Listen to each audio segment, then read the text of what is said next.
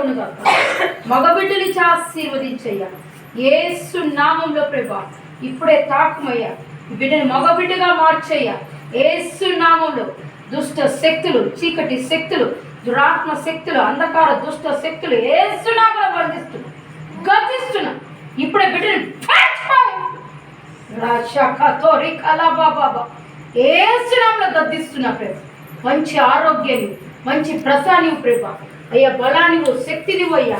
అయ్యా ఈ బిడ్డపైకి వస్తున్న క్రియలని లయపరుస్తున్నా, అన్ని దుష్టుని ప్రభావాన్ని బంధించి పడేస్తున్నా ప్రభా.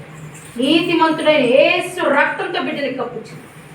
బిడ్డ తోడు నీడుగా ఉండయ్యా తండ్రి. నువ్వే నీ రక్తంతో కప్పబడించిన బ్లెస్సింగ్ రిలీజ్ చేసి